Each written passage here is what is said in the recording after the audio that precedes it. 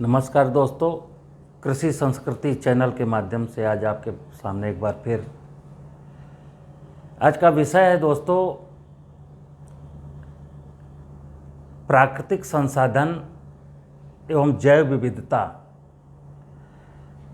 से हमारा और हमारी कृषि का क्या रिश्ता है। क्योंकि दो चीज़ें सत्य हैं,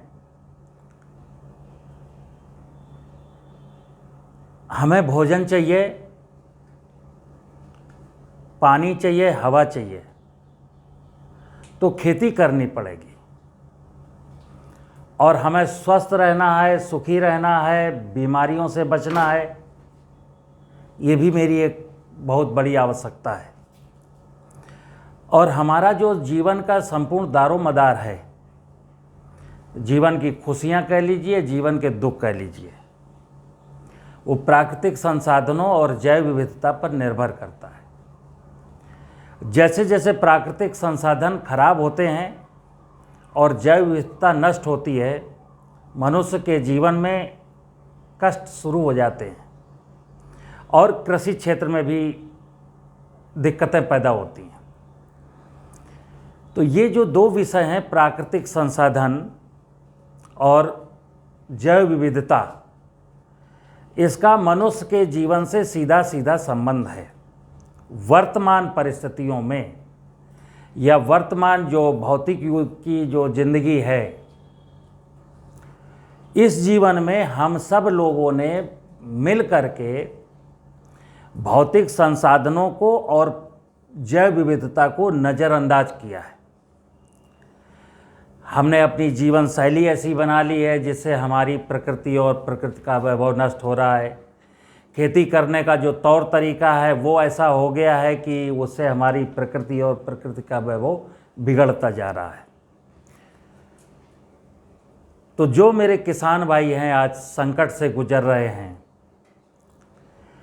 जो खेती करता है वो भी संकट में है और जो खेती का प्रोड्यूस खाता है वो भी संकट में है।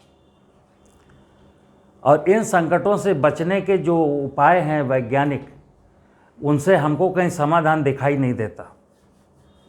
तो जो दर्शक मेरे वीडियो को सुनते हैं या जो हमको जानते हैं और इस विषय पर जो रुचि रखते हैं, उनके लिए आज मैं इस चार्ट के माध्यम से बेसिक चीज़ बता रहा हूँ कि प्राकृतिक संसाधन और जैव विविधता का मानव जीवन से और कृषि से क्या रिश्ता है, इसके बिगड़ जाने पर क्या दिक्कतें आती हैं और इसके बन जाने पर हमारी कितनी समस्याओं का समाधान मिलता है।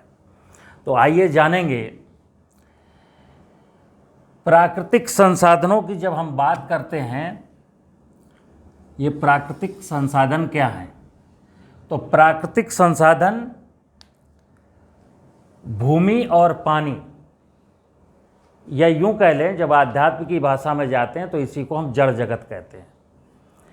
पानी माने नदियां हैं, समुद्र हैं, जलाशय हैं, कुआं है। धरती माने पहाड़ है, धरती है। ये सब जो चीज़ें दिखती हैं वो जड़ जगत है। तो दो प्राकृतिक संसाधन प्रमुख हैं, भूमि और पानी। अब भूमि की उर्वरता अगर अच्छी है तो कहेंगे कि भूमि जैसा प्राकृतिक संसाधन मेरा समृद्ध है।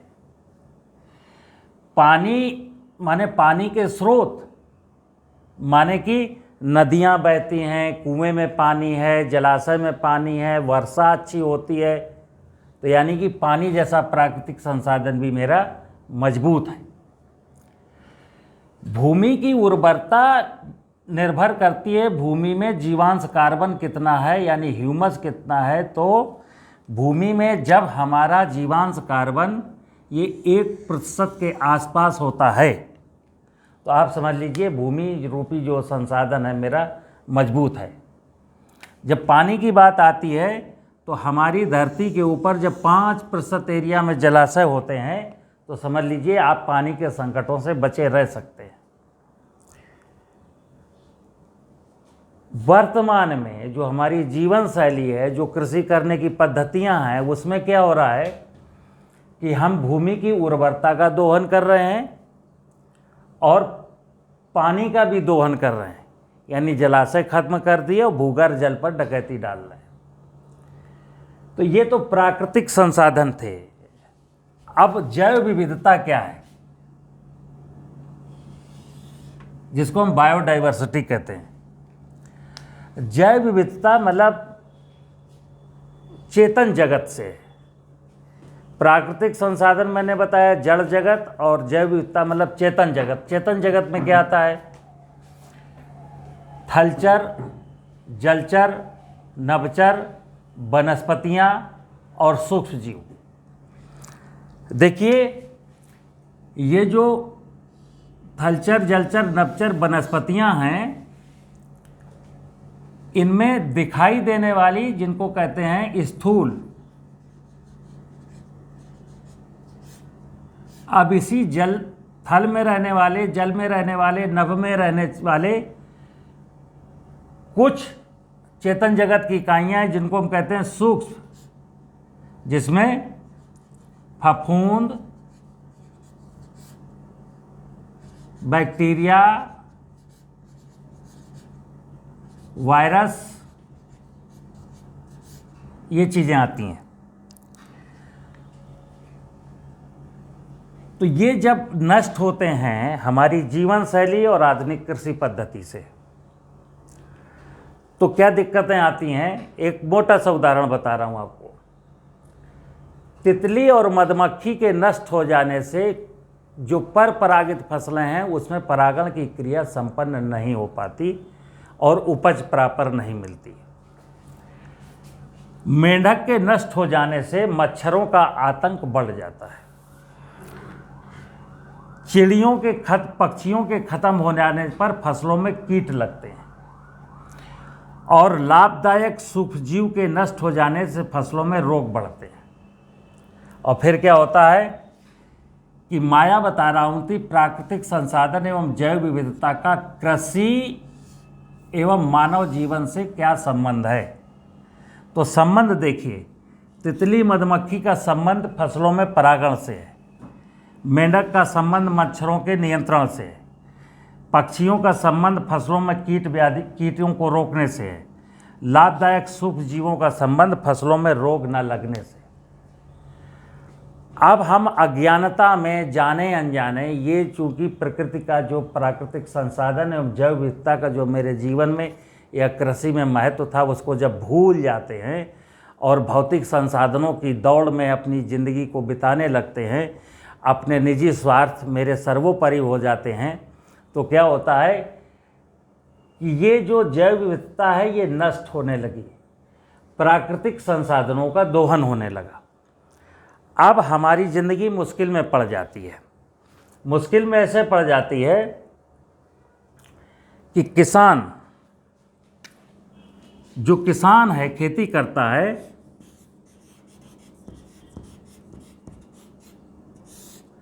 जब ये प्राकृतिक संसाधन क्षीण होते हैं तो उसकी फसलों की उत्पादन लागत बढ़ जाती है, क्योंकि ज़मीन में ताकत रही नहीं। अब फसल को ग्रोथ ज़्यादा करनी है, पैदावार हमको ज़्यादा चाहिए, तो फिर क्या होता है कि कुछ चंद लोगों ने जिन्होंने जानबूझ करके ये हालात पैदा किए हैं, अब उनका धंधा शुरू हो जाता है। अब साहब ज़मीन में उर्वरता कम हो गई तो जाहिर सी बात है गेहूं है, गन्ना है, आलू है, धान है, कपास है, अरहर है, जो भी आपने फसल बोई है उसकी ग्रोथ कम होती है क्योंकि ज़मीन में ताकत नहीं है। तो क्या होता है कि आपको सलाह दी जाती है कि फसलों को बढ़ने के लिए संतुलित पोषक तत्व दीजिए बाहर से ला करके, तो रासायनिक उर्वरकों का उपयोग शुरू हो जाता है। अब चूंकि जो ज़मीन में बैलेंस तथा ह्यूमस हमारे पौधों को 16 पोषक तत्वों की व्यवस्था करता था, जबकि यूरिया, डीएपी, पोटाश जो है मात्र 2-3 तत्वों की व्यवस्था करते हैं।